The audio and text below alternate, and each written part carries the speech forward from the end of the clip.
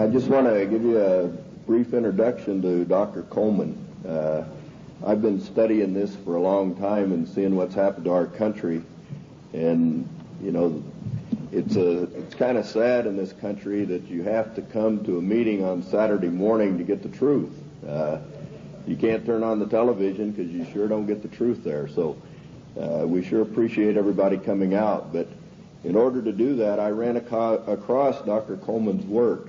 And when you've studied this and looked for the truth, and it's a pleasure to find somebody like Dr. Coleman that'll bring you to a new level of what the real truth, who's really behind what's going on in this country. None of this is an accident. This is orchestrated. This has been planned and plotted and is moving right along. And if the only thing that you can do is be informed and learn what's going on, who's really behind it. And nobody does that better than Dr. Coleman. He's an author of 3 books. He has a table back here. I recommend that you look through his material. It'll bring you to a new level of information as to what's going on in the country as well as the world. And this is the only country left that stands between the country as we know it, or the world as we know it, and the New World Order, which will drastically change everybody's lives, as Dr. Coleman will tell you. But the big difference between Dr. Coleman and some of the other speakers is he's been in most of the places that we're talking about. He's been in Lebanon, Brazil, France, Italy, Spain, England, South Africa, and all over the U.S. And he did this, you know, in his work. He has first-hand experience with most of the things that are going on here. He studied 5 years in the British Museum in London, also in the Cain Museum in Egypt, where he did research on the Black Plague. And, you know, if you study his work or read his work on AIDS, I think it'll shock most of you. In his investigation, you know, through the congressional records. And the congressional records is where most information is in this country. And he would feel very comfortable, you know, in debating the Supreme Court justice on the Constitution at any time, because our Constitution is basically being walked all over at this time. But at this time, I'd like to bring on Dr. Coleman, and let's give a big hand to him, and we appreciate him.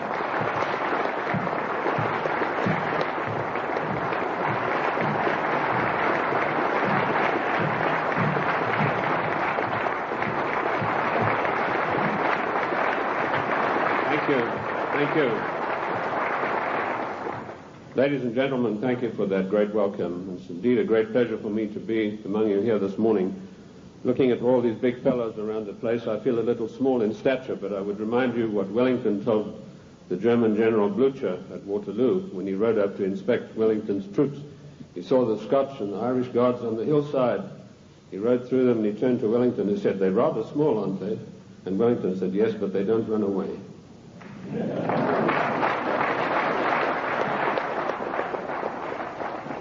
Ladies and gentlemen, I bring you a message of hope, not fear.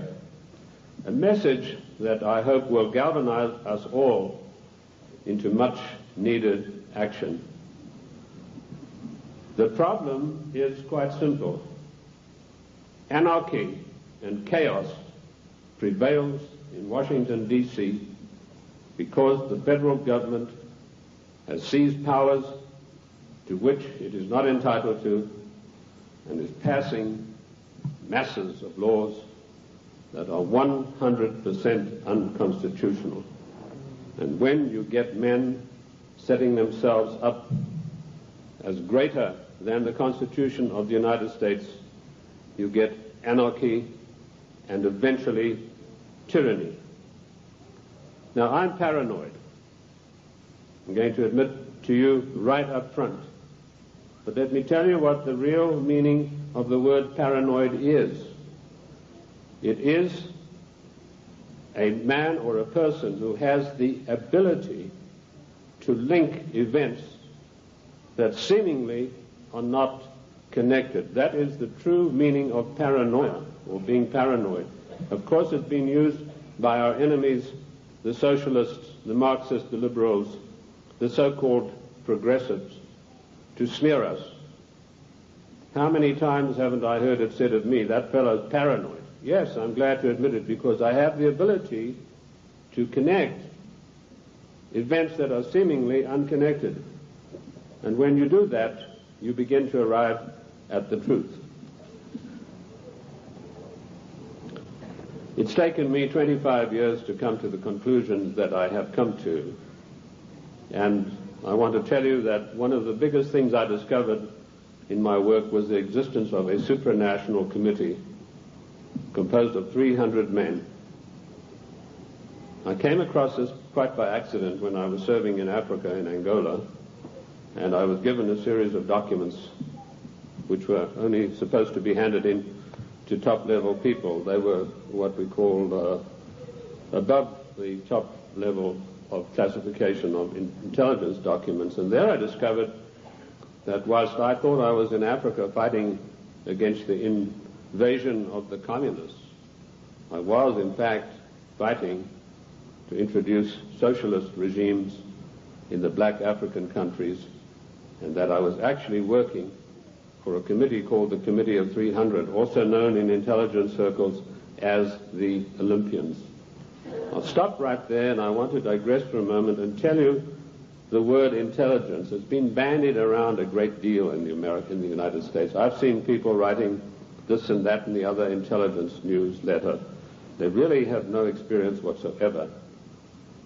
In 1986, I wrote a work called Mind Control, Metaphysics, Extremely Low Frequency Radiation, and Weather Modifications. And in that work, July the 8th, 1986, I said that the top-level intelligence organization in the United States was the National Reconnaissance Office, far bigger than the CIA and any of the other intelligence agencies. And by the way, we have about 10 different ones in the United States.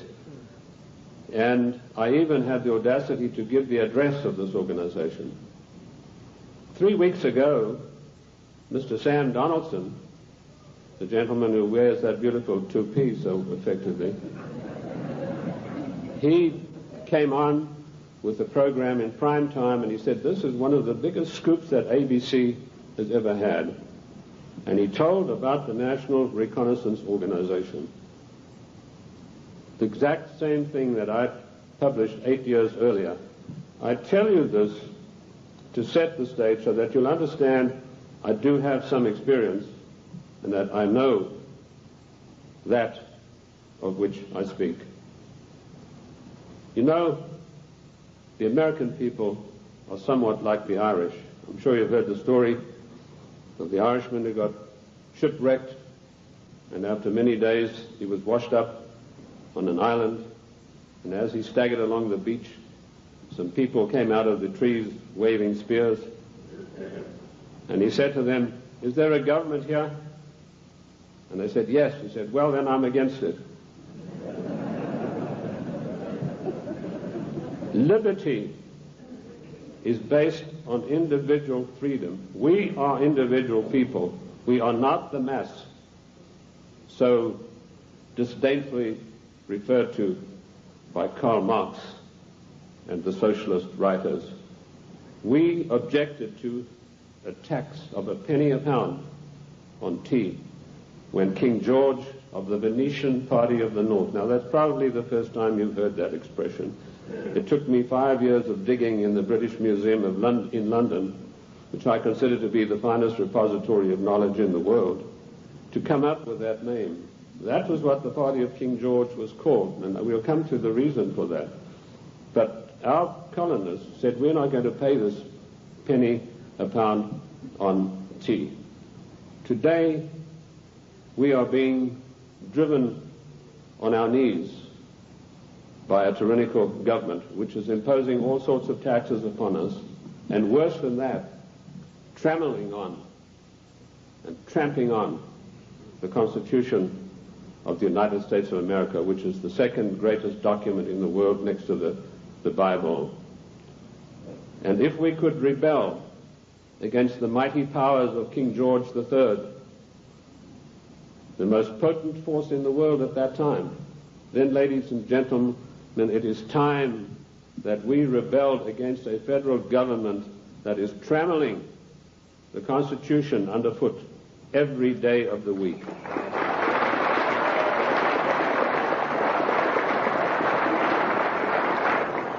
King George III of the Venetian Party of the North did more than that. He sent Adam Smith, a servant of the British East India Company, to formulate a policy which he called free trade.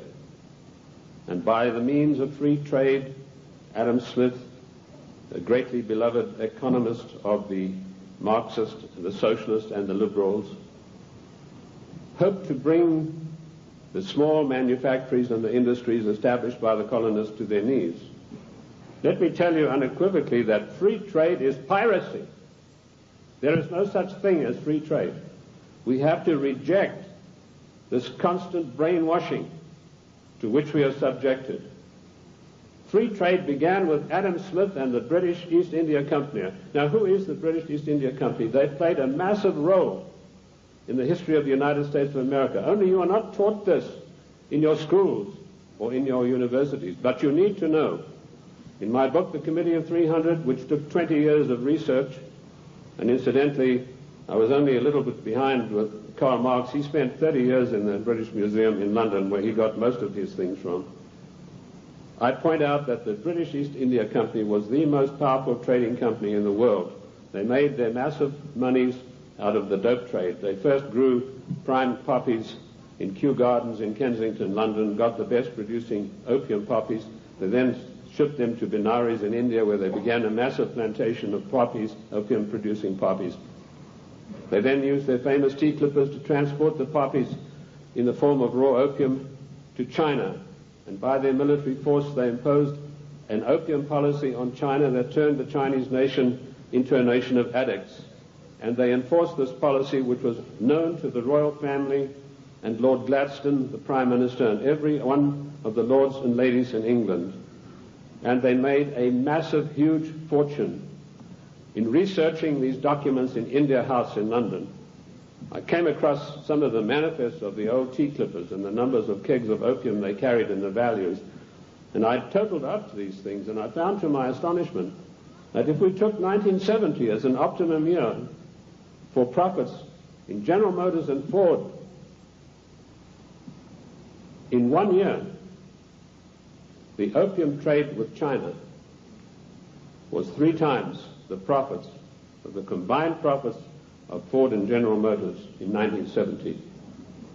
And this was shared by 300 people. That was the committee that ran the British East India Company. They all had equal voting rights. They could not outvote each other, and of course they were sworn to secrecy. The descendants of the British East India Company today run the United States. And I will hope to prove my thesis as we go along. They also interfered in the development of the United States on every occasion. They armed the Indians, they armed the people against the settlers who were pushing west. They ran the Hudson's Bay Company. They also ran so-called mission stations in China and got these missionaries who were really not missionaries at all to push opium on the Chinese.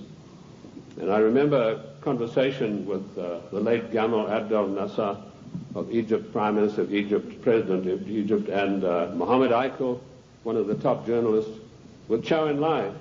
And Zhou Enlai told him, he said, you know, the Americans and the British made China a nation of opium addicts, and now with the Vietnam War, it's our turn. We are going to make the Americans a nation of opium addicts.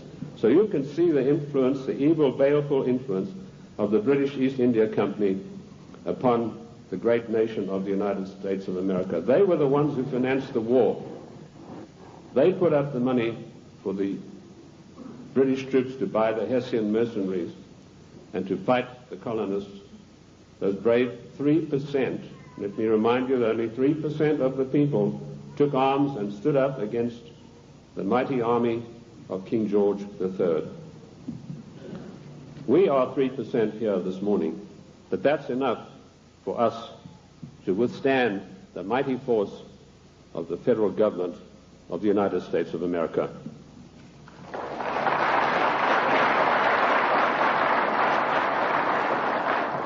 These 300 men in the Committee of 300 still run the world today with an iron fist. Their wealth is untold, cannot be measured. I know I looked at some of the records that I could find in Italy, in Rome. I've done most of my work on location, and this has always been invaluable to me. And I came across the families in Italy who were called the fondi, meaning the people who had all the money. They were all members of the Committee of 300, the Lucatis, the Recanatis, the Volpi du Miseratis. These people are so wealthy that they would make David Rockefeller look like a piker. That is how rich they are. And this is the committee that runs the world. Now, in my book, The Committee of 300, I name every one of them. This is not a book that talks about they. It gives you specifics. And I must say I do the same thing in my new book, Socialism, The Road to Slavery, which was 10 years in researching. On July the 4th, 1789, George Washington told the Congress, it is necessary for us to impose tariffs to protect the manufactories of our colonies. That was the first trade barrier. Now, let us dispose for once and for all with the words that have been implanted on our minds, like isolationist, and you are for restricted trade, and you are against global trade. The United States of America did not grow great on global trade. The United States of America grew great on the hard labor of the people who lived in those days and the wise protection barriers put up by President George Washington, because immediately after the war they tried, the British, to try to down the United States through so-called free trade, which is nothing but piracy. Free trade, ladies and gentlemen, is a one-way street which allows other countries to dump their products on our markets to the detriment of our own people. That's what free trade is. It's strictly a one-way street. The trade barriers were increased by Lincoln, Garfield, and McKinley, and all three presidents paid with their lives for that policy. Disraeli was particularly incensed with Lincoln. Disraeli was the British Prime Minister at the time, and he ordered British MI6 to assassinate Lincoln, which is what they did, the same way as British MI6 publicly executed President John F. Kennedy at a later time. Our founding fathers and our presidents saw the value of trade barriers. They realized that we, if we wanted to progress, were not to be the dumping ground of the world. And I'm going to leave that subject for now and return to it later. The format that I want to use this morning is the type of questions that are most often asked of me. I've spoken to hundreds of thousands of people across the United States and worldwide, and I've been on many, many radio shows, and these type of questions, we note them, and this is what comes up most of all. Who and what is the Committee of 300? Well, I've dealt with that. I've told you this is a supranational body that knows no boundaries, respects the laws of no countries. The first time that they were publicly announced was by a German socialist by the name of Walter Rathenau. Now, I'll give you some background of Walter Rathenau. He was the financial advisor to the Kaiser of Germany, and he was also the financial advisor to the Rothschilds, the French family Rothschild. So he must have known what he's talking about. He made an astonishing statement in 1934. He said, there is a committee of 300 men that rule the world. They are known only to each other, and nothing happens without their consent. When former head of state Mikhail Gorbachev visited the United States a few years ago, flanked by George Bush and Quayle, he opened his Gorbachev Foundation in the United States.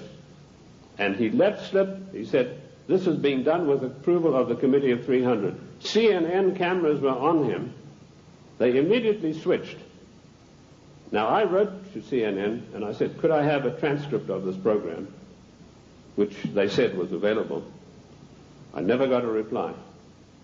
I followed it up with letter after letter, but nothing ever came of it. The point I'm trying to make, ladies and gentlemen, is that the federal government, the secret upper-level parallel government that runs the United States, does not want you to know that you have an upper-level parallel government that calls the shots, that dictates what is going to happen to your life and mine. So that's how I found out about the Committee of 300. The next question is, what are their goals? Their goals are a one-world government, latterly called the New World Order.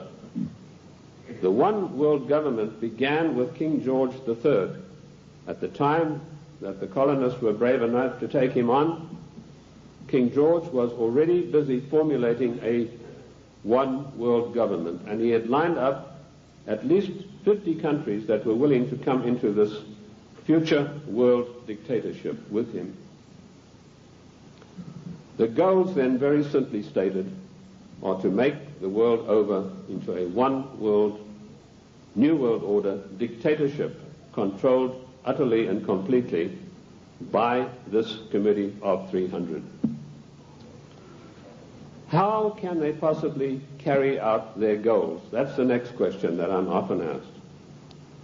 They do it by dint and by virtue of their fantastic wealth and the fact that they control thousands of the top banking institutions, the political organizations, insurance companies. In fact, one of the giant insurance companies, a man called me and said, do you mean to tell me that they are controlling the Metropolitan of New York? I said, the Metropolitan of New York is peanuts. He said, how can you say that? That's a giant American company. I said, well, compared with the Assicurenze de Generali de Venezia, it's peanuts.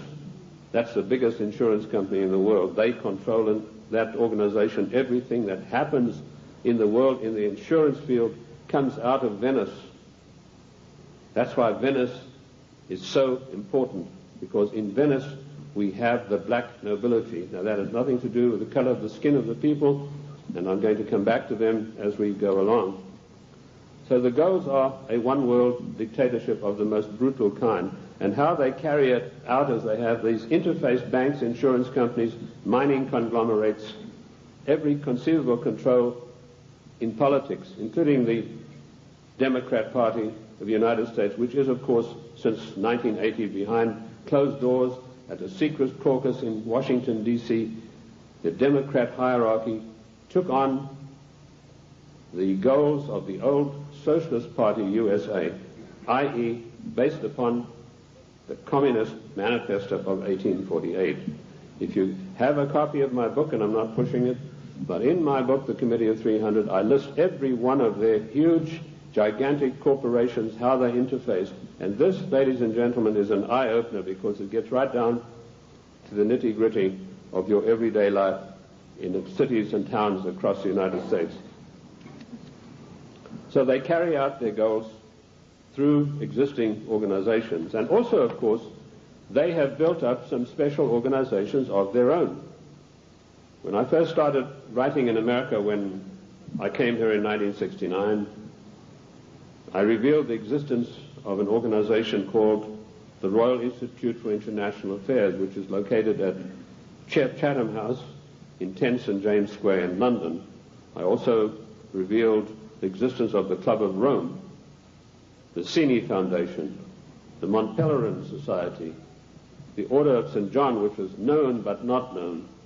And I listed all of these secret societies that run the world as executive arms of the Committee of 300. So it controls the world through all of these. The Royal Institute for International Affairs is the executive arm of this committee, which gives instructions to the United States government to this very day. The chain of command is as follows. Every Secretary of State that has been appointed since 1919 is appointed by the Royal Institute for International Affairs. That may come as a shock for you. You think you vote and you put a conservative in the White House, and then he appoints supposedly or allegedly conservative people to carry out the policies that you wanted him to implement. Surprise, surprise. I ask you to find me a conservative Secretary of State since 1919. And if you search diligently and apply the correct rules, you will come out blank. Every one of the Secretaries of State was chosen in London by the Secretary of State, as was Wilson, the President Wilson, as was Roosevelt, as was James Earl Carter. He was specially chosen because he'd had 3 mental breakdowns, and they felt he would be a good guy to manipulate. Oh, I'm talking facts. I'll tell you the story of that. In my World in Review news magazine, I wrote that, James, I'm digressing a bit here, but it's necessary to do that now and then. It's not a sign of a bad speaker, although I don't put any laurels around my own neck. But James Earl Carter was not a known entity in the American scene. I first heard of him through my intelligence contacts, particularly my French sources, who were one of the best in the world after MI6, and he told me, your next president is going to be a peanut farmer from Georgia. And I said, how come? He said, right now they're meeting at the Dorchester Hotel in London. And if you get your fanny over there, he said, you'll find that there's a lot of goings-on you might like to look at. And lo and behold, that's what was happening. The Royal Institute for International Affairs had ordered David Rockefeller to find a candidate who was totally weak, preferably a little mentally weak. And they put one of the greatest brainwashing specialists in the world, trained by the Tavistock Institute for Human Relations, Dr. Peter Bourne, on the job. And he said, it's funny you should say that. One of my patients is a guy from Georgia, James Earl Carter, and this guy can't take rejections, and he's been to me 3 times for a nervous breakdown. So they hiked Carter over to London and feted him at the Dorchester Hotel, which is a very ritzy place. And they feted him and wined and dined him, and the next thing we saw, Time, Newsweek, every newspaper in the country, James Earl Carter. Now we, in our little magazine, World in Review, we told those of our subscribers, this man is your next president. We also did exactly the same thing with William Jefferson Clinton, because we had the story of the Club of Rome. We knew who Agnelli was. We knew that Agnelli had had a huge love affair with Mrs. Pamela Harriman, and that Mrs. Pamela Harriman was the doyen of the Democrat Party, and Mrs. Harriman had been given the task of finding the next president of the United States, a socialist. And she picked up Clinton and said, you're our boy. But there's one snag. Clinton went up there, brushing his forelock back, said, well, you know, there's one problem. My wife's left me.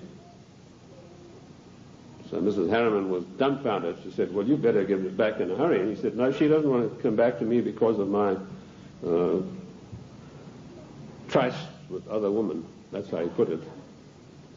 My philanderings would have been a better word, but he said tryst with other women. So Mrs. Harriman sent for Mrs. Clinton, and she duly came to New York, and she sat her down and said, look, if you want to be the first lady of America with all the attendant prestige and power, you better forget about your husband's philanderings and get right back to him. And that is precisely what happened. And when I heard that had happened, I knew this guy was the next president. And we wrote that in our news magazine. And sure enough, a year later, here came marching into the scene William Jefferson Clinton. So the RIA, the Royal Institute for International Affairs, does control everything that happens in the United States. They give their orders to the Morgan Guarantee and Trust Bank on Wall Street. And the chief executive officer of that organization is Dennis Weatherstone. And he duly relays the orders over to the Secretary of State, whoever that happens to be. And he then relays the orders to the President. There was one exception to this, and that was during the illegal, 100% unconstitutional Gulf War. Now, I'm going to use a word, and I apologize to the ladies for this, but I need to tell you this graphically to illustrate the power that the Royal Institute for International Affairs exercises over the affairs of the United States of America. when George Bush was hesitating and didn't know whether he should get into the Gulf or not, the Prime Minister of Britain, Mrs. Margaret Thatcher, came over to the Committee of 300's headquarters at the Aspen Institute, Colorado, and this is the phone call that she had with George Bush. She said, "George, this is Margaret. Apologies to you, ladies president. Get your ass up here. I've got some orders for you about the Gulf War." And Bush went scurrying up there like a little messenger boy. And the next thing we know, there was this massive outpouring of propaganda to start a war against the nation of Iran, a nation that had never done this country one iota of harm. I use those illustrations in order to give you the extent of the control that is exercised by this Committee of 300. There are many other societies that are operating for the RIIA. The Illuminati, which has been around for many, many years. I've written a work called The Illuminati in America, 1784 to 1994. A lot of people think this is an ancient secret society that's gone away. They think that Adam Weishaupt had a quarrel with the Catholic Church and that's it. Don't you believe it? 13 of the top families in the United States are in the Illuminati today, and they have a big say on everything that happens politically in this country. Then we have the Society of Cincinnati, which I don't think many of you will have heard about. That is an ultra secret society to which every president of the United States is forced to belong, including our so-called conservative presidents. And I point this out to you to show you that it doesn't matter who is in the White House. This Committee of 300, through the Royal Institute for International Affairs, through the Council on Foreign Relations, exercises complete control. But their strongest arm is called the Club of Rome. Now, when I first heard of the Club of Rome in 1969, I immediately began my investigation. And as Ken told you, all of my investigations have been done on location. Every one of them. The Club of Rome is one of the most insidious, baneful organizations in existence today, which has done intolerable, immeasurable harm to the United States of America. This Committee of 300 told a man called Aurelio Pecchi to form this Club of Rome with the main object of bringing down the industries and the agricultural development of the United States. He immediately wrote a paper in which he said there are too many people on the earth and that the United States, with its industrial development, its agricultural development, is responsible for this curse of overpopulation. And he picked up the documentation for his work from Lord Bertrand Russell, a senior statesman of the Committee of 300. And Lord Bertrand Russell had written a work called The Impact of Science on Society. And if you can ever secure a copy of that book, which I doubt you'll be able to get, you will see in there that he said the world is grossly overpopulated and we have to get rid of at least half of the world's population, and it doesn't matter how we do it. So the Club of Rome was instituted and organized to start an attack on the world's population using the United States as the whipping boy. And they came up with a paper called the Zero Growth Post-Industrial Plan for Industry and Agriculture for the United States of America. 3 days after that plan was accepted as official United States policy by James Earl Carter, I was able to, through my intelligence people, get a copy of this insidious document. Basically what it said was that the middle class in the United States of America had to be destroyed because in the coming push to a world order, the middle class would be the stumbling block, because history had shown that the peasant class in ancient days, when they had revolted, were just easily crushed. There was no resistance. But now had grown a new super class of people in the United States called the middle class, who had long-term employment, who had job security, who were well paid, who could afford to buy the products that were made by the United States and didn't need to buy products from China or anywhere else. And the Club of Rome post-industrial zero-growth paper said this has got to stop. We have to bring down the middle class of the United States. And the way that we will do this, the way that we will accomplish this task is by crushing their industries. In 1980, based on this report, I wrote a small work, a booklet called The Death of the United States Steel Industry. And in that I told of a French aristocrat by the name of Etienne d'Avignon, and I'm sure there's not a single steel worker in America out of a job who's ever heard of this man's name. But they put this aristocrat onto the job of destroying first the steel industry. In my book in 1980, I said that by 1985 we would have silent blast furnaces. The rolling mills would be stopped. There would be no more shipbuilding. We'd have thousands of skilled workers who'd passed the skills of their trade down for generations, who were forever dispossessed of their jobs. If you go to the northeast United States today, ladies and gentlemen, and I've just been up in Cleveland where I had a very good radio address I gave there, you will find that what I said in 1980 has unhappily come to pass. In 1970, the United States had 5,000 ships built by good United States know-how, using good United States steel. 5,000 ships sailing the high seas.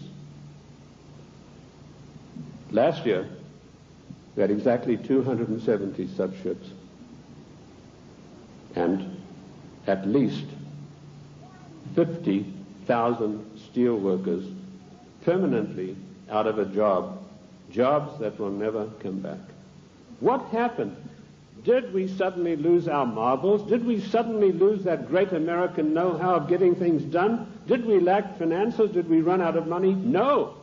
None of those things happened. What happened was this dastardly Club of Rome had sent their emissaries to the United States to deliberately destroy our steel plants. And they did it by opening the doors of so-called free trade. And everybody who signed the NAFTA treaty and everybody who signs the GATT treaty when it passes is a traitor and a seditionist.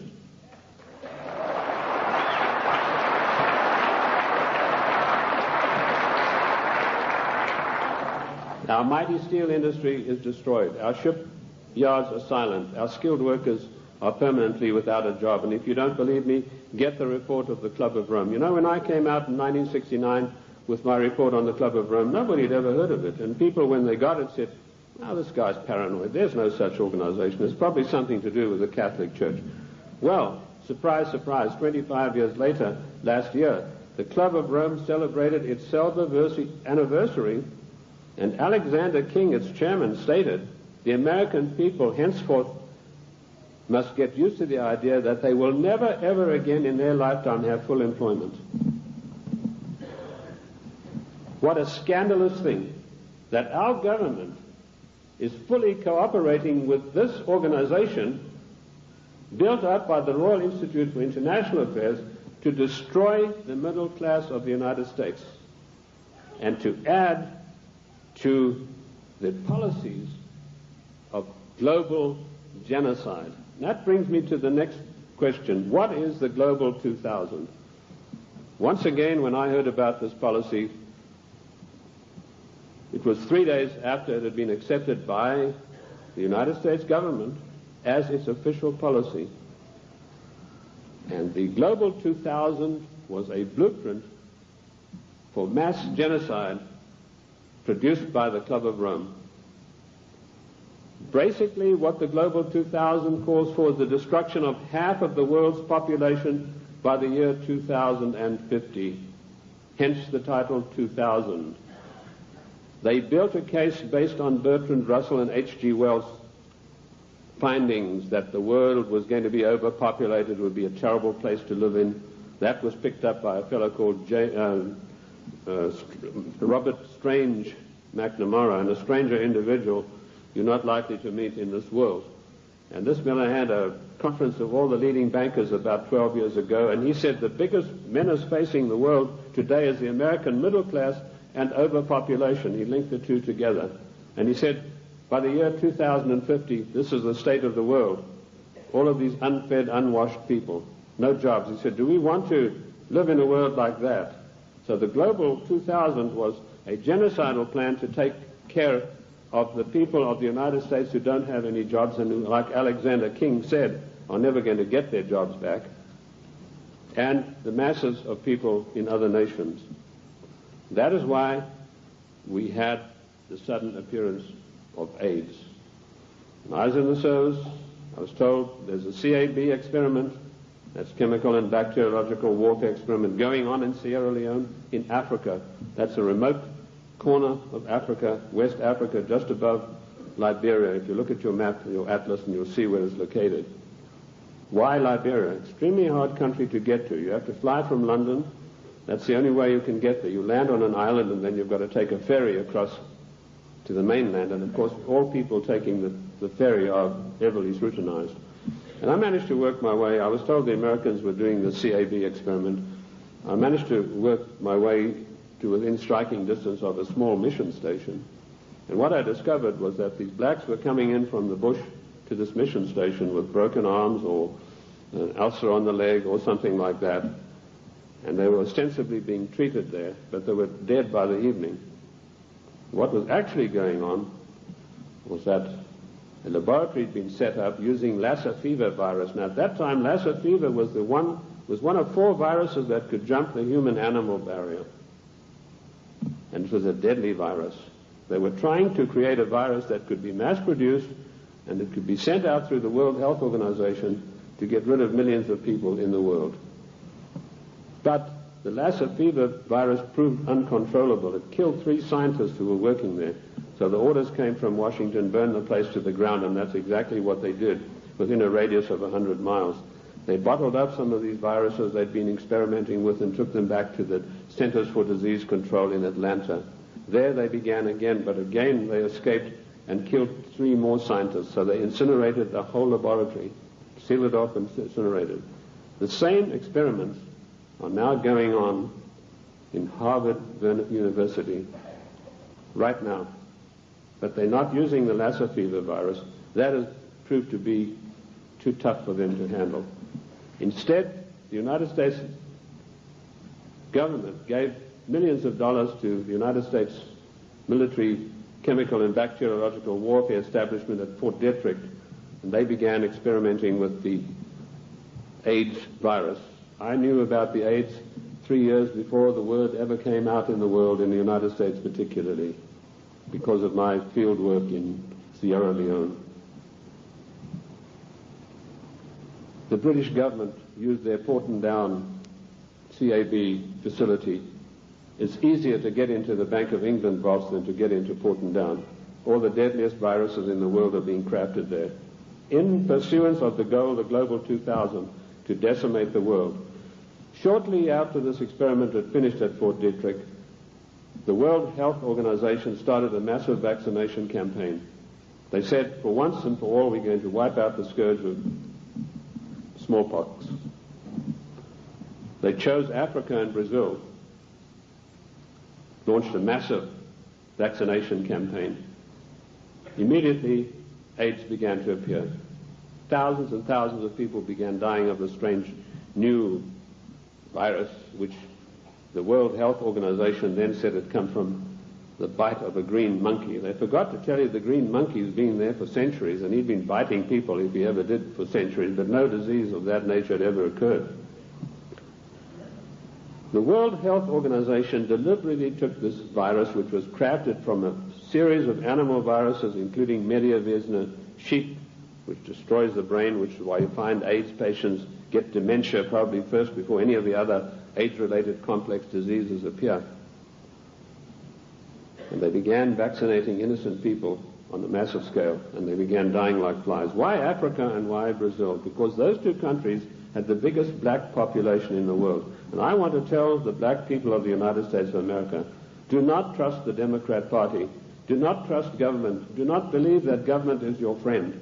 To you, To them you are dispensable, the same way as we are. Millions of people died. I went through Uganda on an inspection tour, and I saw whole areas decimated where previously there had been small towns and villages. There was not a living soul in sight. And that is going on today. The AIDS epidemic is completely out of hand. It swept the world. It's been swept under the carpet in the United States of America. We were told that this is a disease which is passed by homosexuals. True enough, but that's not the primary cause of it. This is a crafted virus that was spread throughout the world to decimate the population. Coming behind them, and we reported this about 2 years ago in our World in Review news magazine, is the Vibro 19 cholera virus, a deadly killer. You get this cholera in the morning. If it's not immediately treated with massive doses of expensive antibiotics, you'll be dead in a day and a half. This epidemic swept India, carrying away millions of people. I don't know if you've heard of it in the press. I doubt it. Behind that is a deadly strain of malaria, and some of our forces in Somalia contracted this disease. A strain of malaria which acts almost like the HIV virus. It attacks the human immune system. And behind that, the Black Plague. Now, you've had some experience with Black Plague recently. Experiments were conducted in this area and in California with the Black Plague, distributing them, these plague viruses, to definitive areas by means of enfolded scalar waves using extremely low-frequency radiation, which was a warfare technique developed in 1934 by the great Soviet virologist V.A. Gertchev. This is not Buck Rogers stuff, ladies and gentlemen. This is today's deadly truth. So some of the Indian reservations were targeted, and all of a sudden they began dying of Black Plague. And then we were told, well, the harvest mouse droppings are responsible. Well, the harvest mouse has been doing his droppings for centuries, but none of them got the Black Plague before that. But what happened immediately following the so-called population control meeting in Cairo? There was a sudden and violent outbreak of Black Plague in India, and it is still going on, and it is not under control. This is all part of the Global 2000 mass genocide plan. I know something about the Black Plague because in my research in the British Museum I discovered that the black Venetian nobility had none of their families or members had ever got the Black Plague. Yet the Black Plague, as you know, swept through Europe and killed half of the population of Europe. But none of their families ever got it. So I began seeking for the answers, and I found them in the Cairo Museum. So people said, well, how come, if these things are true, how are they going to protect themselves? They being the Committee of 300, their servants and their families, they have the means of protecting themselves by certain types of herbal compounds mixed with sugar. And they also have, of course, the protection of extremely low-frequency radiation, where using the technology developed by the great virologist Gertchev, who proved that every living thing on this earth has a vibratory cycle, and he was able to measure the vibratory cycle of various deadly viruses, and by vibrating them double their cycle, you would kill them instantly. So that's one of the defensive weapons that these people have got that will kill the plague if they ever get it. The same technique, of course, will kill cancer cells. But the medical profession run by the Rockefeller family and all the pharmaceutical companies do not want you to know this, because when you go in for the doctor, he's going to write you a prescription for a chemical drug. There's no chemical drug benefit out of extremely low frequency radiation vibration. No profit to these people. So that's the Global 2000. Decimate the world's population and particularly hit hard the United States middle class. How are they financing all of this stuff? They're financing it through the fondi, who I mentioned to you earlier, the Venetian black nobility. Now, why are they called the black nobility? They're called that because of the vileness and the evilness of their deeds. These families date back to the 11th centuries, the Locatis, the Recanatis. They were called, and the Guelphs, by the way, I'll come to them, they're particularly interesting. They were called that because of the evilness of their deeds. They make Lucrezia Borgia look like a Sunday school teacher. They had so much money, which is the outcome of the drug trade, the years of investing, the years of gaining control of every mining, mineral, gold, oil, natural resource of the world, that they can afford to finance these things. So the black nobility are the ancient aristocrats of Venice and Genoa, and they called that because of the nature of their deeds. The black Guelphs were one of the worst of them. Now, interesting enough, the Queen of England, Queen Elizabeth II, is a Guelph. She is not a Windsor. This was a title that was evolved in 1935 by her father to put researchers off the track. I like to include myself in that category, although I wasn't doing it then. I was much too young to be doing it, but he didn't like that certain people were getting hot on the track of who this royal family actually was, and so this was put out that they are the House of Windsor. They are not. They're the House of Guelph, and it's important for us to know that, because every time there's a financial crisis, it follows a meeting of the black Guelphs upon the Royal Britannia yacht of the Queen of England, which anchors off the coast of Venice, and all the world bankers meet over there and say, now this is what we're going to do to country X, this is how we're going to control this worldwide situation, and then they go off and give their orders to everybody. So that is the way it is done. I told you earlier that they controlled the United States. Even in the days of President Lincoln, they had him assassinated on the orders of Disraeli, and they then, of course, in later years, were able to elect one of the worst socialists we've ever had the misfortune to suffer under, Woodrow Wilson. Wilson was elected by a ploy. Of course, they got Teddy Roosevelt and the Bull Moose Party running as a supposedly third candidate to siphon votes off so that Wilson could be elected as a socialist president. Now, our eyes have been fixed on Moscow. We've been led down the garden path, ladies and gentlemen. All of the time we've been looking at Moscow, and we've been told what demons they are in Moscow. Rightly so. But all the time this was going on, the Trojan horse of socialism in Washington, D.C. has been stealing our country away from us. And in my book, Socialism, The Road to Slavery, I give you a full and factual description of exactly how this was done.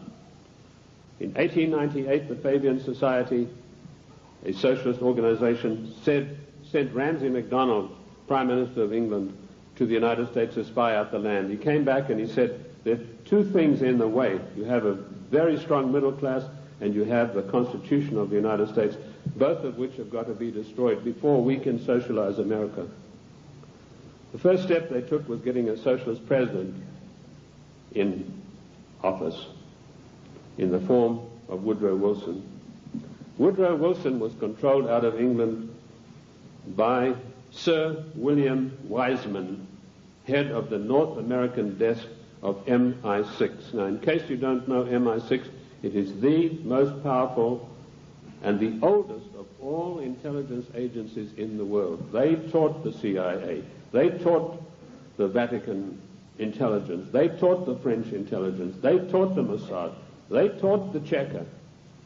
Captain Hill of MI6 went out and set up the Mossad. And Captain Hill went to Russia and helped the Bolsheviks set up their single-cell apparatus. Sir William Wiseman was the controller of Wilson through Colonel House. Now, who is Colonel House? He was an unknown person who emerged out of Texas. His father served the Rothschilds during the Civil War, and he emerged out of the war as the only person in Texas who'd made any money. And House was sent to Washington in order to control the first socialist president, and he took his orders from Wiseman, and House lived but a few blocks away from Wilson, and above him, Wiseman had an apartment. And that type of control is not gone. It is still here to this very day, right now, as I speak to you. Other questions? Give us some examples of what you're talking. How do we know that what you're saying is true? I'll refer you to the great soldier son of the United States of America, General Douglas MacArthur, a great patriot, a great warrior, a great Christian. When Douglas MacArthur was in Korea, he and General Stratemeyer of the Air Force devised a plan that would have put China out of action for the next 50 years. He submitted this plan to Washington, an arch-socialist, one of the most vilest creatures who ever walked this earth, by the name of Dean Rusk, immediately summoned the President of the United States to a meeting in Blair House. And he said, "Mr. President, we have seen the plan submitted by General Douglas MacArthur, and there's no way in the world that you can allow him to implement this plan." And Truman said, "Why not?" He said, "You know very well that anything that relates to China has to be cleared by the Royal Institute for International Affairs first." And he said, "They don't want you to do this." And MacArthur was not allowed to carry out his plan. And 50,000 sons, beautiful Americans, were slaughtered on the battlefields of Korea needlessly because of orders from the Royal Institute for International Affairs. And that same institute is controlling President William Jefferson Clinton to this day. MacArthur was eventually bowler-hatted on the orders of the British government. I mentioned earlier the death of John F. Kennedy. Given the methods that are well known in intelligence circles of how to get rid of bothersome people, it would have been a very simple matter to make it look as though Kennedy had died of a heart attack or some other natural cause. Instead of that, in order to warn every president that would follow in his wake, every powerful person in this country in the know, you do not kick over the traces. You obey us, or you will see what will happen to you. Kennedy was publicly and brutally executed in a plan carried out by British MI6 under the control of Sir William Stevenson and his lieutenant, a Canadian citizen by the name of Major Louis Mortimer Bloomfield. Now, you won't get that in any of the accounts of the Kennedy assassination. You'll find it in my book, The Committee of 300. You'll also find it in my monographs about the Kennedy assassination. Who are these people? Sir William Stevenson ran American intelligence throughout the Second World War out of the RCA building in New York.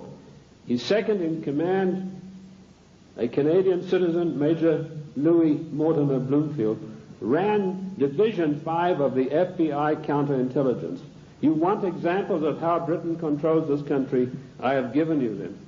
I've also told you that every Secretary of State since 1919 is selected by the Royal Institute for International Affairs on the orders of the Committee of 300. Why is this? We go to these conventions and there's all the hoopla in the world. The balloons are flying, the straw boaters are in the air. Bush has been elected conservative president. Reagan has been elected. What happens in reality? The Secretary of State, who's charged with carrying out the policies, subverts each and every one of them. You show me a Secretary of State that has acted in the best interest of the United States of America since 1919, and I will give you the only money that I've got in the bank, which is about $1,500. You're welcome to it, because I know that you will not be able to do that. Every Secretary of State has subverted and acted in a treasonable manner towards the people of this great country.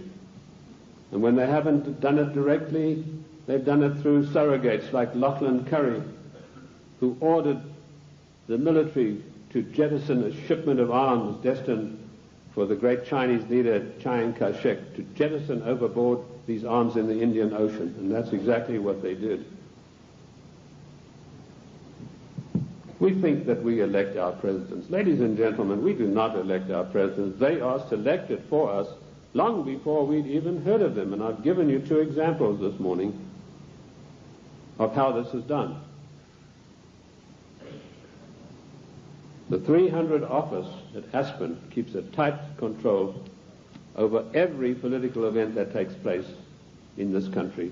And it was this office, through Margaret Thatcher, that ordered President Bush to violate the Constitution of the United States of America and to violate his own personal oath to uphold the laws of the United States by sending our troops to the Gulf War against Iraq, a nation that had never done us any harm. And we did it by the dirtiest of dirtiest tricks. We got the daughter of one of the Al-Shabaab clan, there are over 400 of these people, and these are the most degenerate, disgusting people that you'd ever come across. The ruler has 140 wives. He doesn't have them all at the same time. When he gets tired of one, he says, I divorced thee 3 times, and she's gone. When the Iraqi troops came in there and they turned it over to the Red Cross in Geneva, 140 marriage certificates. This is the man that your sons and your daughters are propping up today in Kuwait in a most illegal manner, in violation of the Constitution of the United States of America. And Bush did a Texas two-step around the Constitution. He did not get the mandatory declaration of war. I'm not a lawyer, but I've studied the annals of Congress, the congressional globes, and the congressional records for 25 years. And in those pages will be found more wisdom, more in-depth information about the Constitution than you'll ever get from any law school. Anyway, most of the law schools have professors far to the left of Marx, and they don't know anything much about the Constitution. I talked to a few people, one lawyer in Congress, I said, what do you know about the Constitution? Well, I got 1 semester of law when I was at law school, and in that was something about the Constitution. Our Constitution is not even taught in the United States school system. Isn't that an utter shame and a resounding disgrace? Bush said the troops...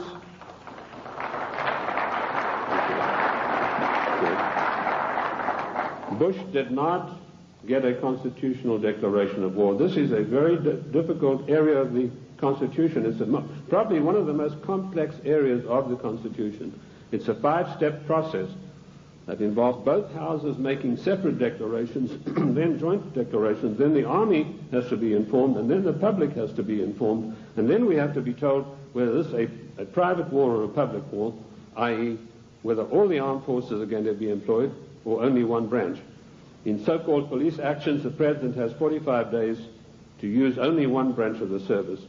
Bush violated his oath of office by going to the United Nations, to which we do not belong, and getting them to give him a so-called color so that he could send our troops to the Gulf. Our troops to this day are in the Gulf illegally, in violation of the Constitution of America, and we're still paying for it.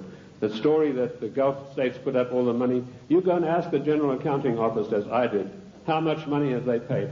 We are still paying for the Gulf War, and now we've got another huge bill to meet, billions of dollars, for Clinton's fantasies, to go out there and support this disgusting Al-Shabaab clan. I don't know if you know the story of Kuwait. It's really a horrendous one. I don't want to get into that too much, but that land was stolen from the Iraqi people by the British imperialists. They came in and drew a line through the sand right through the middle of the most important oil fields that had just been discovered, the Rumelia oil fields. Thenceforth, this is going to be called Kuwait. And they brought up these tame sheikhs from Bahrain and put them in as the rulers. And since then, they've been stealing the oil off Iran, and the proceeds go to the British banks in the city of London for the Committee of 300. They're just doing the same thing now in South Africa with the gold. That's part of their tactics to gain control of all natural resources through the world. I also touched briefly on Giovanni Agnelli and Mrs. Clinton and how she had left her husband, and Pamela Harriman. Pamela Harriman, for her duties in getting Clinton elected, was given a plum job as ambassador for the United States to France. And this is what happens to the traitors. Patriots are punished and traitors are rewarded. Dennis DeConcini, who voted for the giveaway of our property in Panama and who voted for the crime bill and every other obscenity that is passed by the federal government in violation of the Constitution. He's now going to get a plum ambassadorship when he retires, on top of his huge pension of something like $200,000 a year. I've been asked whether Clinton will stay the full term. Yes, he will. Clinton will stay the full term because he's been given a job to do, and that is to pass certain far-reaching socialist measures. And he's been very successful in doing that with the help of so-called Republicans. I personally am not in favor of political parties. I'm like George Washington. He said, political parties are baneful, and in the long run they are harmful. What happened in NAFTA? A so-called conservative, Mr. Newt Gingrich, who I wouldn't trust as far as I could throw him, went out and acted as the floor manager, as the party whip in true parliamentary style, and he whipped up 132 Republicans, so-called, to support NAFTA. And no doubt he will do the same thing with this dreadful GATT treaty, which is coming up in a vote in the lame duck session. So he's going to run, and I'll let you into some information which I just got a few days ago from French intelligence. Clinton would not be able to run on his record or anything that he's done or anything meritorious. So what he's done, he's sent emissaries, and this is the first time you're going to hear this. You might hear it in 1996, but this is the first time you're going to hear this now. He has sent emissaries to Iran to dig and promise huge sums of money to any of the Iranians who will come up with the actual documentation of the scandal where our prisoners were kept there until Reagan was elected the president. And if he can come up with this documentation, he's going to keep them. In 1996, he's going to come out and say to America, I have here documentary proof of how bad your Republicans are, President Bush and Reagan. Look what they did. And on the strength of that, he hopes to run in 1996. That's what he's doing now. He's taking the money that he's not entitled to, and he's using it to bribe the Iranians to come up with these documents. I don't know that they will, because I think they like him even less than I do, and that's saying a lot. What is the Clinton agenda? Clinton has been instructed to socialize America, and let me tell you that the enemy in Washington is more to be feared than the enemy in Moscow. I've said this for years. What does socialism do? It forces changes upon people that they do not want and do not ask for. And we've seen how dangerous that is when we look at the programs that were supposedly programs invented by the United States government and by the presidents. A man called Stuart Chase, an arch-Fabian socialist, wrote a book called A New Deal. Frances Perkins, who was the first female socialist cabinet minister appointed in the United States in the Roosevelt administration, she got hold of a copy of this book and she ran to Roosevelt and said, look, this would be a marvelous program for you. So in the 1932 Democrat and by the way, don't call them the Democratic Party because they are not. We are a confederated republic. We are a constitutional republic.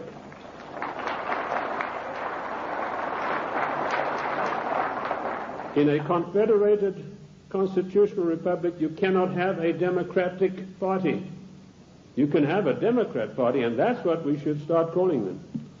But she ran up, and Roosevelt was so enamored with this deal that in 1932 they hastily changed their platform, and he came out and announced his New Deal, which is a verbatim, word-for-word program taken from Stuart Chase's book, Socialism, A New Deal. Then when Kennedy came along, he adopted as a wonderful new program called The New Frontier. That just happened to be a book written by Henry Wallace, another Fabian socialist writer. Word for word, The New Frontier was co-opted as Kennedy's program. Then when Johnson came along,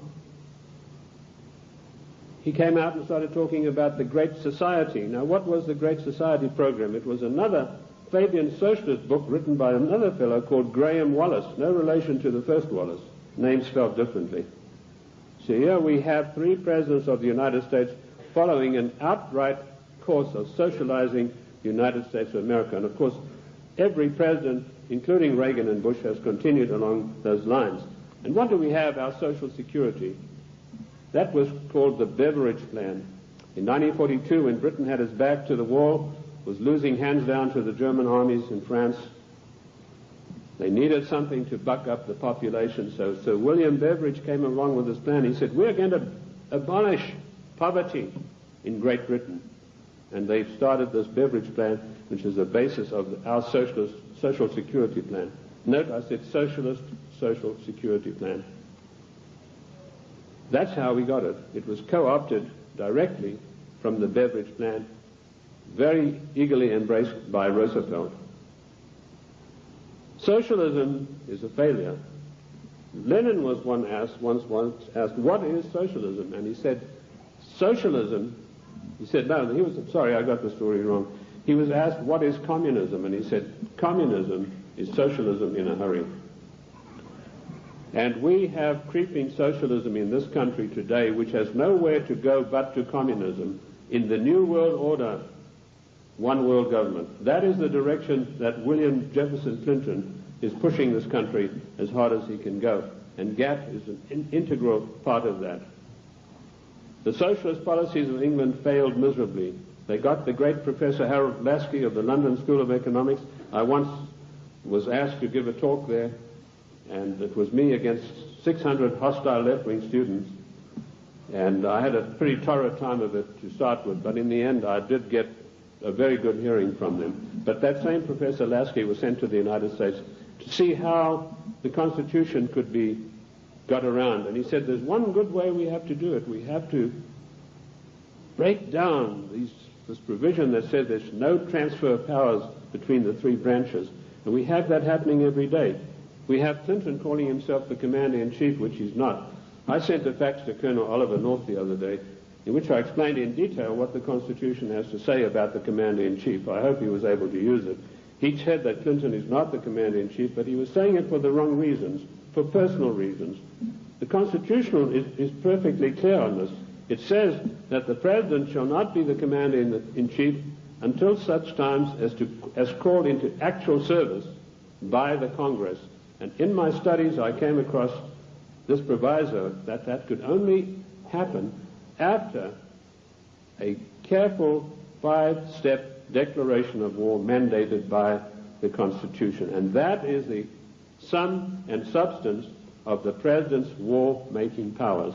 Unfortunately for us, during the time of the Civil War, Lincoln got the Congress to give him the power of habeas corpus, which is a privilege, by the way, not a right. And he was able to do things that were monstrous, which would never have been done. Why Clinton is telling everybody he's the Commander-in-Chief, it's not out of ignorance, as I pointed out to Colonel North in my facts. It's a deliberate, carefully crafted plan to get the people of the United States used to the idea that he is actually the Commander-in-Chief. And I tell you, he is not. The Constitution says he is not, and I can give you chapter and verse. Because should there a time come when he wants to take some drastic kind of action, he can then get Congress controlled by the Democrats, even a lame duck Congress, to give him the power of suspension of habeas corpus, and can say, as Commander-in-Chief of the United States Armed Forces, I hereby order XYZ to happen. It is a deadly danger, and we are fast asleep. I tried to alert Colonel North to exactly what's going on about the so-called Commander-in-Chief, and I only hope that he will put it to good use, because I do not have the same forum that he does. Anyway, socialism is a total failure. When it began to sink in England, they sent John Maynard Keynes, or Keynes. He said Keynes was a better word because it rhymed with brains, and this is the man who did in the economy of every Western country. And he came to the United States, and by his charm and good looks, he was a tall, well-spoken English gentleman, immaculately suited, connoisseur of wines and cheeses. And it was said of him that there was not a single lady who could resist his amorous advances. He was able to charm Roosevelt into giving the British government $3 billion to prop up their socialist programs. That wasn't enough. They then sent Harold Lasky and John Maynard Keynes for a second handout. This time they got $7 billion. And when Roosevelt was asked about this, he said, let's forget all of those silly little dollar signs. And the same thing is happening today in the field of foreign endeavor. We find a president giving away billions of dollars in foreign aid, which he is not entitled to do.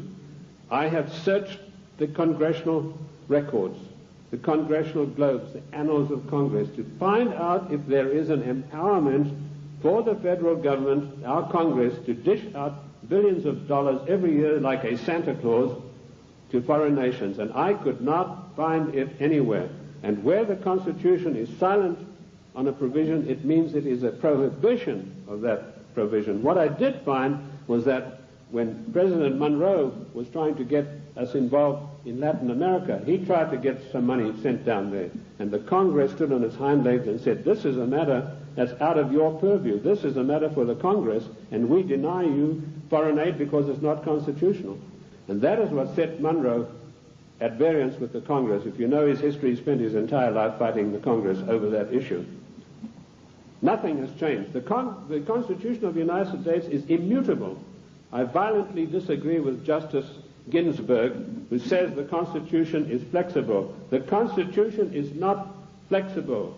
Our founding fathers meant it to be an immutable document that would stand the test of the ages of time and foil people like William Jefferson Clinton and Roosevelt and every other dictator that is going to follow, unless we stand up and take back our states' rights.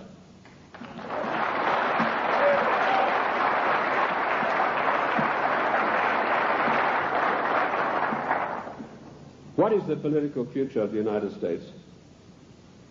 I told you that we have been forced into a one-world government, new world order, by the use of the word democracy and by the use of the word global trade and free trade. There is no such thing as free trade. The United States made itself great by its own manufacturing abilities. We had our people fully employed.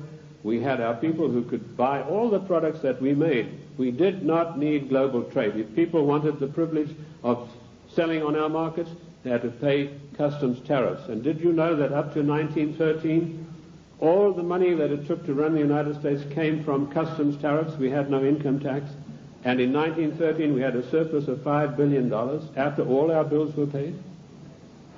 Now comes Socialist Wilson, and the first thing he does, he calls for a joint session of Congress, and he said, we've got to stop this isolationist. Ladies and gentlemen, this word isolation is a smear word. It's intended to deceive you. We do not need global trade. We need full employment. We need our people back in full-paying jobs. We need our industries revitalized.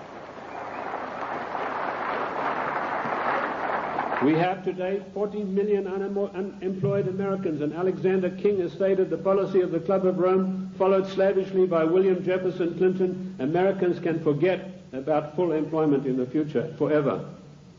40 million, those are the real figures. We have 25 million people underemployed, people with great skills who are acting as doormen in hotels, flipping hamburgers, for God's sake. These people, and they talk, Mr. whatever his name is, Reich or whatever it is, he says, oh, the Clinton administration has created 2 million new jobs. Well, I don't like to pick on his size, but I think it's gone to his head, if you get the drift of my meaning. There's no 2 million jobs of any magnitude being created. He's talking about makeshift jobs. We have the biggest underpaid, underemployment class in the world today, and we have the middle class totally destroyed by the socialist administration, and Clinton is hand in glove with him and going along with him as fast as he can go. We have become the dumping ground for the world's products, and that has put our people out of jobs, reduced our standard of living, the object of the exercise being that one day we shall be no better than a third world country as far as our standard of living. Take the shoe industry. In 1950, only 4% of shoes sold in America were imported shoes. Every president that came along knocked down the tariffs against shoes, imported shoes. Today you have China, Taiwan, Malaysia. 84% of shoes sold in America come from those countries, which means a total unemployment in the shoe industry of this country of over 250,000 people. Isn't that a scandal and a disgrace? That we open our doors and allow these people who we subsidize with foreign aid to come back and dump their products and put our people out of work. In future, historians are going to say, this was the maddest nation on earth to allow this insidious war to be waged against them. And that's what it is, ladies and gentlemen. This is a war to the death for the United States of America. The only thing that is making it unrecognizable as a war, there are no big drums being beaten, there are no flags waving, but we are being insidiously destroyed in a trade war. And GATT is a coup de grace to kill off the American middle class for once and for all. And while in passing to GATT, did you know that one of the provisions, I've read the 26,000 pages of this GATT document, and I want to tell you, I don't believe a single one of our senators or our members of the House have read this document. One of the provisions that I found out is at birth, once GATT is in control, every child born in the United States will have to have an IRS number. Another thing that I found, the GATT financiers, and this is a massive bureaucracy, are going to come in and they are going to limit the type of dividends that you can earn on your investments from bonds. What happened? Immediately this news broke, the gnomes of the bond market took their money and they fled to Basel, Switzerland, and they put all their money in the Bank of International Settlements in gold, Swiss francs, and that's why you have the attack on the dollar going on today. This is a war to the death against the people of the United States. The Committee of 300 wants to reduce us through socialism into a nation no better than the third world countries. Look at this insidious GATT treaty. Do you know that the United States, the mighty United States, has one vote, the same as Kenya or Haiti? And we are going to pay 7/10 of the huge bill. And this organization is going to supplant the laws of this country. One of the provisions of the WTO is that their board will be able to go in and demand of individual states that they change their laws and take us to the courts if we don't do it. Where is the president who said he would uphold and protect the individual states and their rights to a republican form of government? This GATT treaty is one of the most insidious, unbelievable attacks on the United States that I've ever come across. Let me tell you that if the Russians were to drop a couple of nuclear bombs on Washington, and that might be such a bad thing, let me tell you that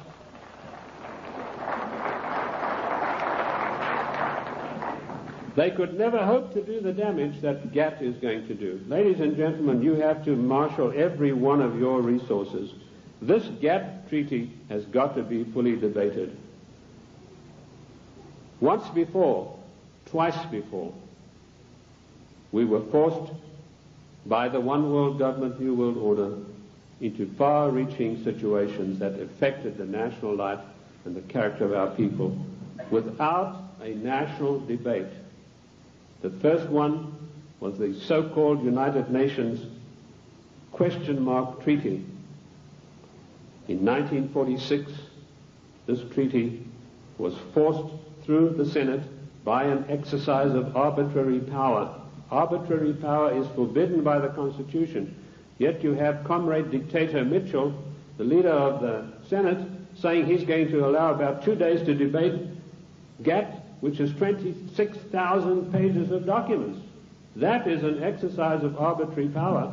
If we had any men of guts in the Senate, so-called conservatives, they would walk out en masse and say, we are not taking part in this effort to denigrate and destroy the Constitution of the United States of America. And you can imagine what an effect that would have.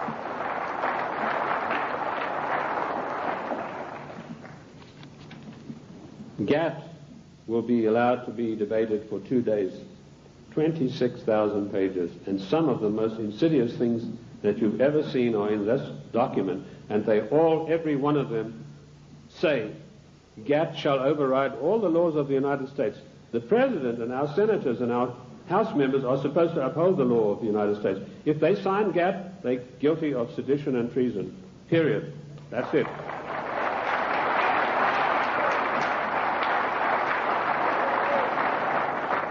This came as a natural outflow of the United Nations Treaty. I found there that 5 senators, listen to this for a disgrace, ladies and gentlemen, 5 senators actually read this United Nations document.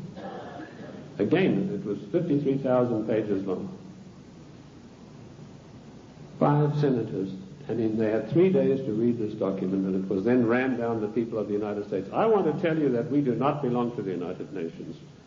One of the greatest constitutional scholars it was ever my great pleasure to speak with was the late Senator Sam Ervin, who told me there's no way under the noonday sun that we could ever have joined in the United Nations. We did not join the United Nations, and we do not belong to it now. I've written a little work called Is the United States a Member of the United Nations? And you'll find in there I give you chapter and verse constitutionally why we cannot be. 1965 we had another national calamity without a national debate. The Democrats reformed immigration. Now notice, every time some far-reaching thing happens, then the socialists come along with the reform. It's to reform health, which, by the way, Lenin said a national health plan is the arch of socialism. So now you know where Clinton got his national health program from. He took it straight out of the Communist Manifesto of 1848.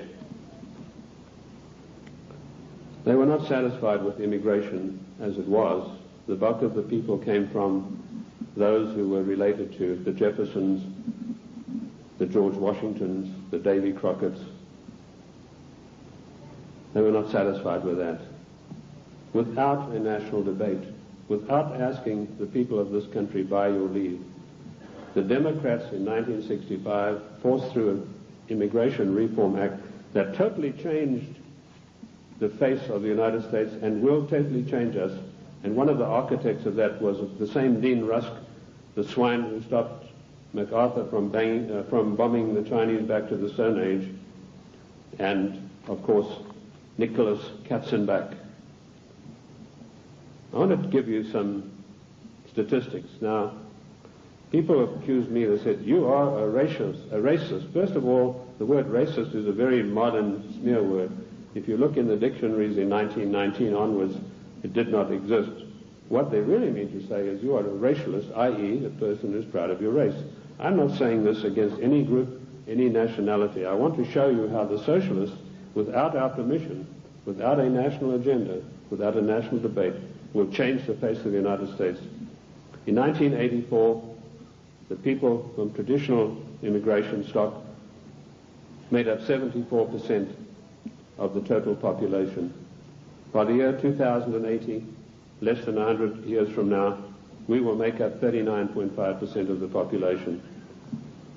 And it goes on. The Hispanics were 9.4 in 1980, they'll be 15.4.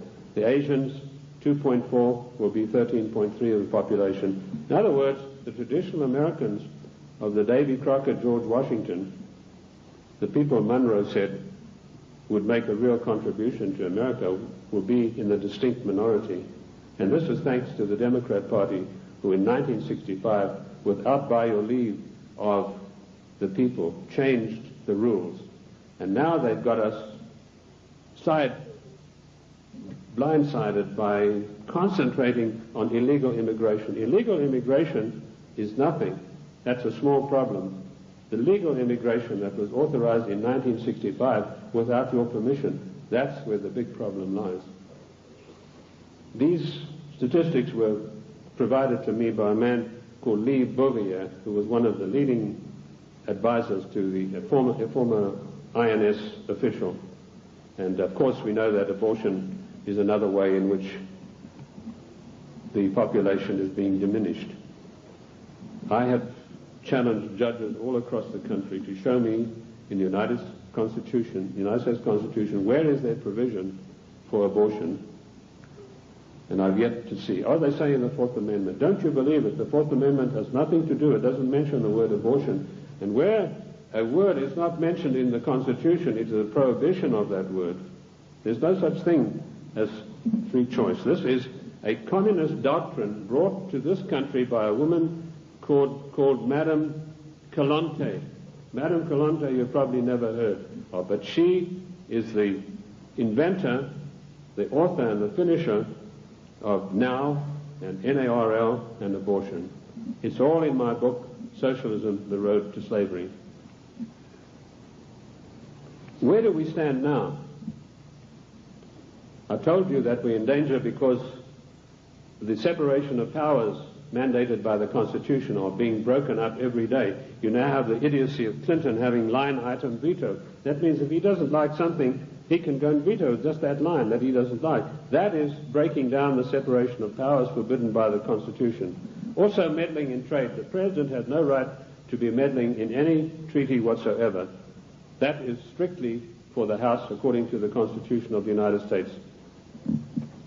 And I dealt with the Commander-in-Chief situation already. We need to understand the seriousness of the Commander-in-Chief. Lincoln said that if we allow this title, he said, we are then putting presidents where kings stood. And he said one of the most hated powers of kings was their ability to make war at any whim that came to their mind. And if we do not stop this Commander-in-Chief nonsense with Clinton, that's where we're going to find ourselves. We are already there with Haiti, and we are already there with our troops being sent to Kuwait. I want to tell you that the cost of the Middle East peace so far, to you, the American taxpayers, is $38 billion, and the clock is still running. Jordan was given $4 billion to sign this treaty. The other nations have been guaranteed credits and all sorts of things that will bring up the total to $38 billion for this so-called peace accord in the Middle East to come about. Of course, it's doomed to failure, but that doesn't matter. In the meantime, it makes the President of the United States look good. We need to understand something. I told you today there's anarchy and chaos in Washington. That is because the United States government is a government of strictly limited empowerment. It cannot just willy-nilly go making bills.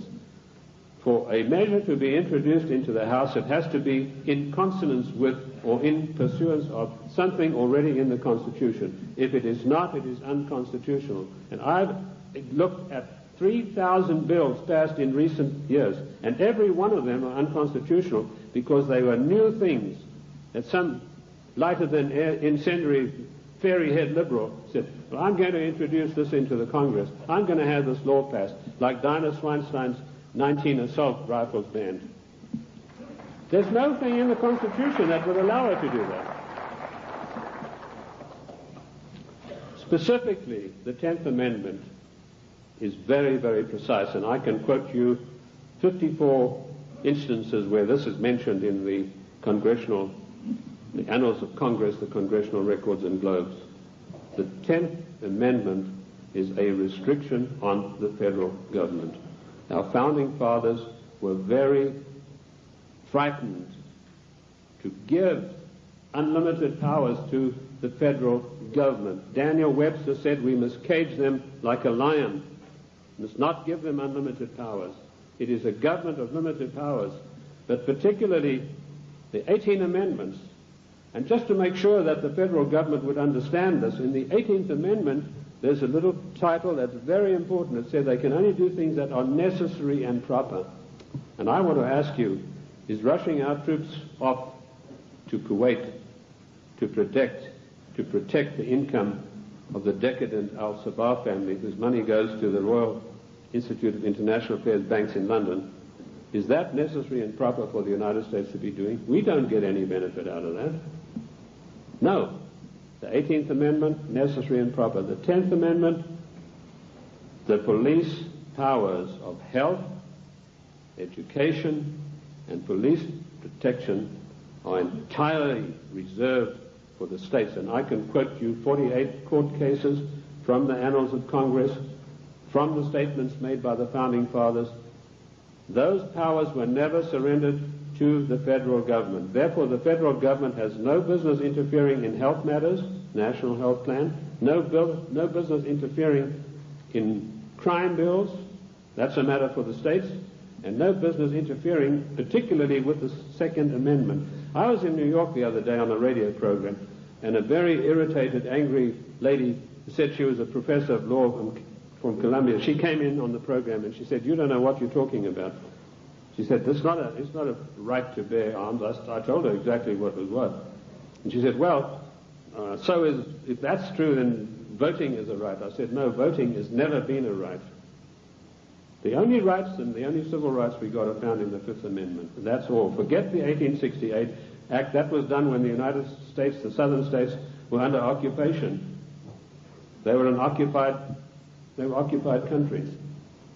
Forget Nicholas Katzenbach's 1964 Civil Rights Act. The only civil rights we've got are those contained in the Fifth Amendment.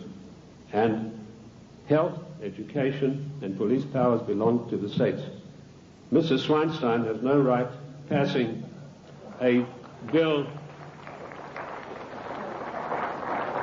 classifying 19 types of assault weapons. What is an assault weapon anyway? Any gun is an assault weapon. That's what you use guns for. You use it to shoot people or animals or protect yourself. Any gun is an assault weapon. A knife is an assault weapon. You know, now they have this poor, almost idiot Brady running around the country. They're using him shamefully to push for gun control. This man doesn't know whether he's Arthur or Martha at the moment. This is not an issue of gun control. This is an assault on the Constitution of the United States of America in total. You cannot take one part of the Constitution and attack it and exclude the others. And this is what it is. It is an attack upon the Constitution of the United States of America. We need to understand about GATT. I'd like to go back to that a little bit. Michael Carpenter, the Attorney General of Maine, and 46 other Attorney Generals of the states wrote a letter to Clinton last July, and they asked him, please, Mr. President, let us have a national conference of all Attorneys General of the states on this matter. Clinton refused to answer him. Instead, he got his Hollywood lawyer pal, Mickey Cantor, whose only expertise in the world is running around with a Hollywood crowd. He's a Hollywood lawyer. And suddenly, Clinton puts him in charge of trade. Trade wars, GATT, is piracy. It will destroy the livelihood of the people of this nation. What is the situation facing us right now? There's an attack on the dollar. The gnomes of the bond market are fleeing.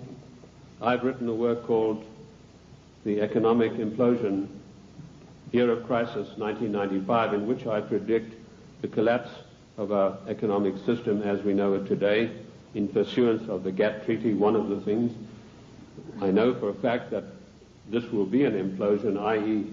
our system will collapse on the ground of which it now stands. It's not going to be an explosion that will scatter everything.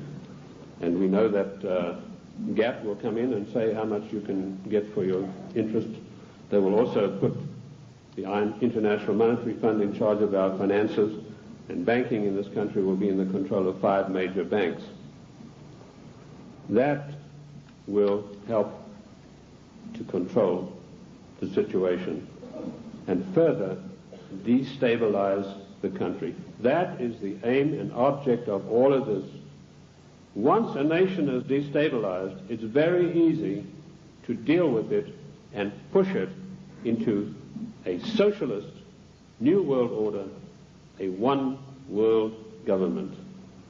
Ladies and gentlemen, I want to say to you today, the time has come for us to recognize that we are 50 individual nations. We have all the rights of an individual nation. We gave only limited empowerments to the federal government. They have grossly, flagrantly violated the concord that we have with them. Therefore, we, the masters, have the right to go to Washington and tell them, the servants, henceforth this concordat is severed, unless we understand from today all of these unconstitutional measures will be rolled back and a new system will come into being. The Federal Reserve Bank, that private enterprise bank, will be put out of business.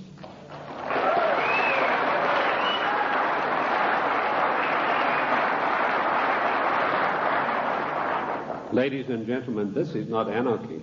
This is the God-given right of each of the 50 nations, of which the state of New Mexico is an individual nation.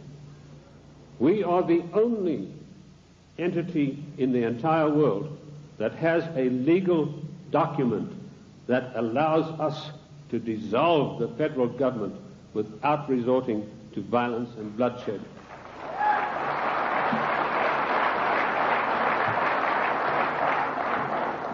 Ladies and gentlemen, I can tell you from my own experience that I have seen a rising tide in this country in the last 5 years.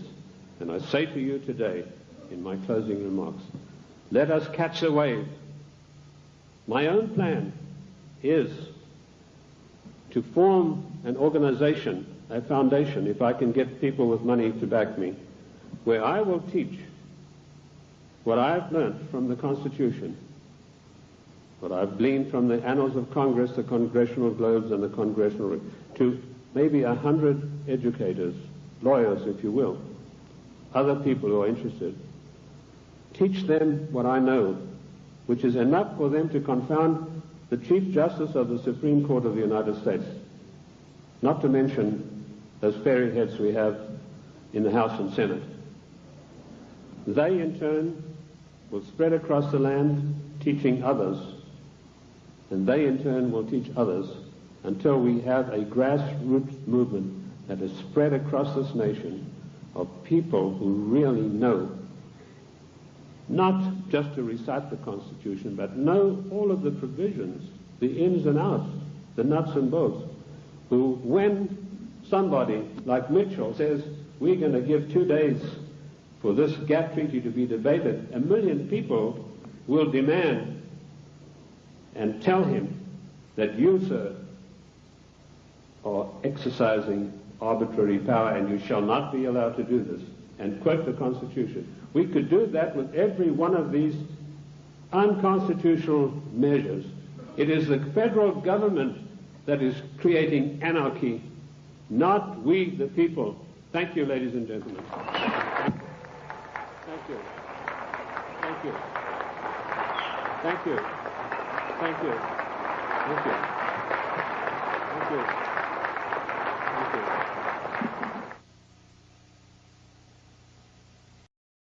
Disdainfully referred to by Karl Marx and the socialist writers, we objected to a tax of a penny a pound on tea when King George of the Venetian Party of the North, now that's probably the first time you've heard that expression. It took me 5 years of digging in the British Museum in London, which I consider to be the finest repository of knowledge in the world, to come up with that name. That was what the party of King George was called, and we'll come to the reason for that. But our colonists said, we're not going to pay this penny a pound on tea. Today, we are being driven on our knees by a tyrannical government which is imposing all sorts of taxes upon us, and worse than that, trammeling on and tramping on the Constitution of the United States of America, which is the second greatest document in the world next to the Bible.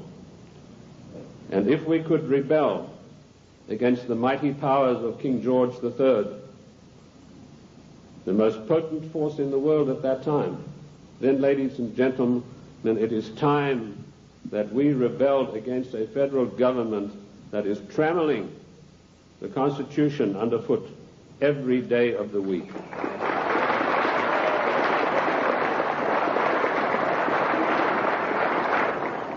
King George III of the Venetian Party of the North did more than that. He sent Adam Smith, a servant of the British East India Company, to formulate a policy which he called free trade. And by the means of free trade, Adam Smith, a greatly beloved economist of the Marxist, the socialist, and the liberals, hoped to bring the small manufactories and the industries established by the colonists to their knees. Let me tell you unequivocally that free trade is piracy. There is no such thing as free trade. We have to reject this constant brainwashing to which we are subjected. Free trade began with Adam Smith and the British East India Company. Now, who is the British East India Company? They played a massive role in the history of the United States of America. Only you are not taught this in your schools or in your universities, but you need to know. In my book, The Committee of 300, which took 20 years of research, and incidentally, I was only a little bit behind with Karl Marx. He spent 30 years in the British Museum in London, where he got most of his things from. I point out that the British East India Company was the most powerful trading company in the world.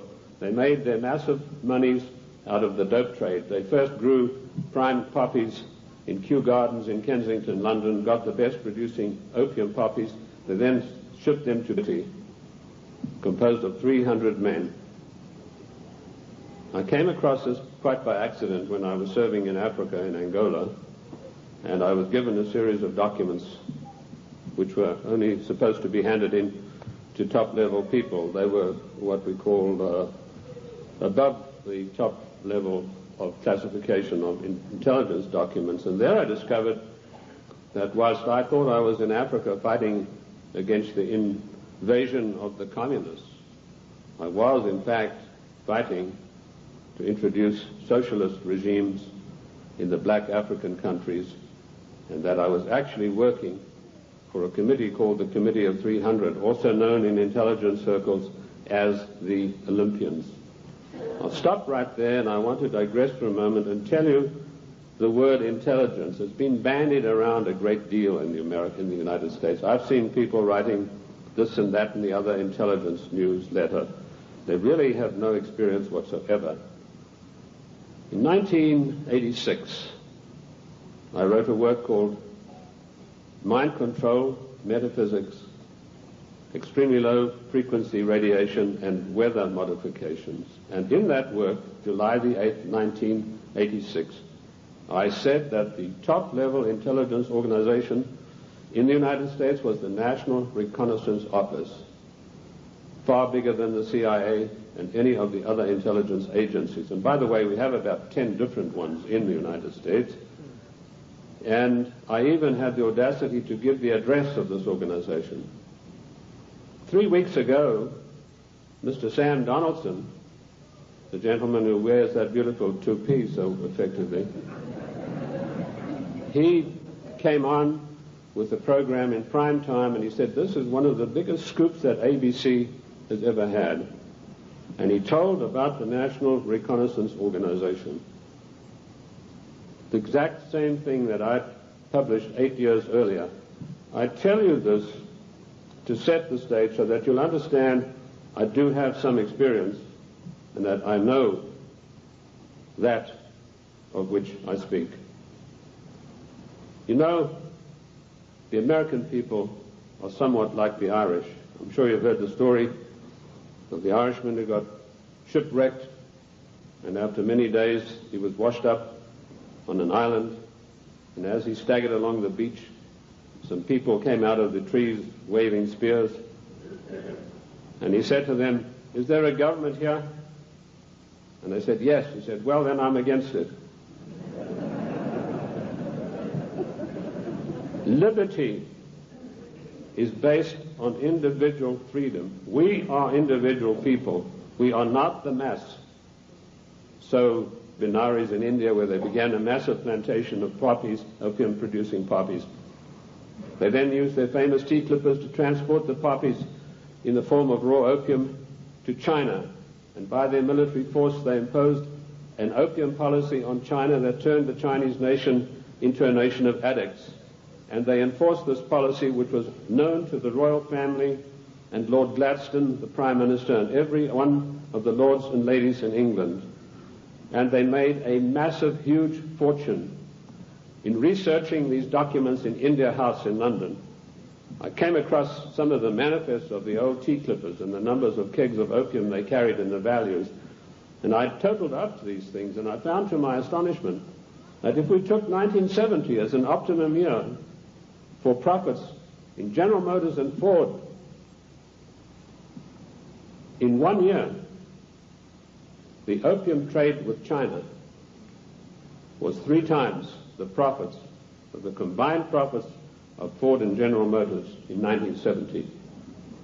And this was shared by 300 people. That was the committee that ran the British East India Company. They all had equal voting rights. They could not outvote each other, and of course they were sworn to secrecy. The descendants of the British East India Company today run the United States. And I will hope to prove my thesis as we go along. They also interfered in the development of the United States on every occasion. They armed the Indians, they armed the people against the settlers who were pushing west. They ran the Hudson's Bay Company. They also ran so-called mission stations in China and got these missionaries who were really not missionaries at all to push opium on the Chinese. And I remember a conversation with the late Gamal Abdel Nasser of Egypt, Prime Minister of Egypt, President of Egypt, and Mohammed Aikel, one of the top journalists, with Chow En-lai. And Chow En-lai told him, he said, you know, the Americans and the British made China a nation of opium addicts, and now with the Vietnam War, it's our turn. We are going to make the Americans a nation of opium addicts. So you can see the influence, the evil, baleful influence of the British East India Company upon the great nation of the United States of America. They were the ones who financed the war. They put up the money for the British troops to buy the Hessian mercenaries and to fight the colonists. Those brave 3%, let me remind you that only 3% of the people took arms and stood up against the mighty army of King George III. We are 3% here this morning, but that's enough for us to withstand the mighty force of the federal government.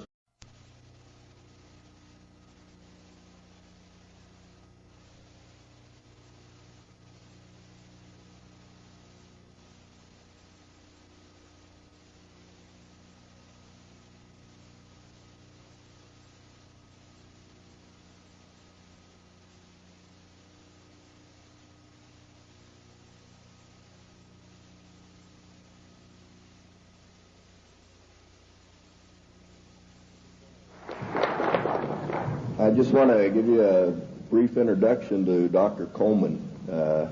I've been studying this for a long time and seeing what's happened to our country, and you know, it's kind of sad in this country that you have to come to a meeting on Saturday morning to get the truth. You can't turn on the television because you sure don't get the truth there. So we sure appreciate everybody coming out, but in order to do that, I ran across Dr. Coleman's work. And when you've studied this and looked for the truth, and it's a pleasure to find somebody like Dr. Coleman that'll bring you to a new level of what the real truth, who's really behind what's going on in this country. None of this is an accident. This is orchestrated. This has been planned and plotted and is moving right along. And if the people, the only thing that you can do is be informed and learn what's going on, who's really behind it. And nobody does that better than Dr. Coleman. He's an author of 3 books. He has a table back here. I recommend that you look through his material. It'll bring you to a new level of information as to what's going on in the country as well as the world. And this is the only country left that stands between the country as we know it, or the world as we know it, and the New World Order, which will drastically change everybody's lives, as Dr. Coleman will tell you. But the big difference between Dr. Coleman and some of the other speakers is he's been in most of the places that we're talking about. He's been in Lebanon, Brazil, France, Italy, Spain, England, South Africa, and all over the U.S. And he did this, in his work. He has firsthand experience with most of the things that are going on here. He studied 5 years in the British Museum in London, also in the Cain Museum in Egypt, where he did research on the Black Plague. And if you study his work or read his work on AIDS, I think it'll shock most of you. In his investigation, through the congressional records, and the congressional records is where most information is in this country. And he would feel very comfortable, in debating the Supreme Court justice on the Constitution at any time, because our Constitution is basically being walked all over at this time. But at this time, I'd like to bring on Dr. Coleman, and let's give a big hand to him, and we appreciate him.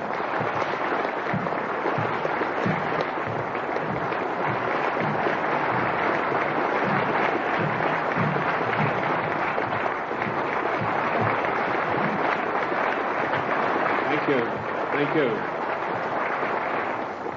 Ladies and gentlemen, thank you for that great welcome. It's indeed a great pleasure for me to be among you here this morning.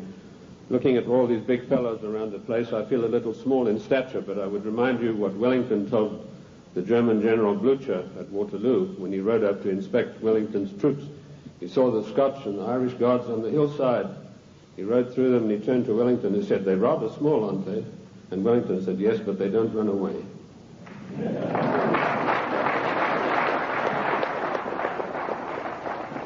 Ladies and gentlemen, I bring you a message of hope, not fear. A message that I hope will galvanize us all into much needed action. The problem is quite simple. Anarchy and chaos prevails in Washington, D.C. because the federal government has seized powers to which it is not entitled to and is passing masses of laws that are 100% unconstitutional. And when you get men setting themselves up as greater than the Constitution of the United States, you get anarchy and eventually tyranny. Now, I'm paranoid. I'm going to admit to you right up front. But let me tell you what the real meaning of the word paranoid is. It is a man or a person who has the ability to link events that seemingly are not connected. That is the true meaning of paranoia, or being paranoid. Of course, it's been used by our enemies, the socialists, the Marxists, the liberals, the so-called progressives, to smear us. How many times haven't I heard it said of me, "That fellow's paranoid"? Yes, I'm glad to admit it, because I have the ability to connect events that are seemingly unconnected. And when you do that, you begin to arrive at the truth. It's taken me 25 years to come to the conclusions that I have come to. And I want to tell you that one of the biggest things I discovered in my work was the existence of a supranational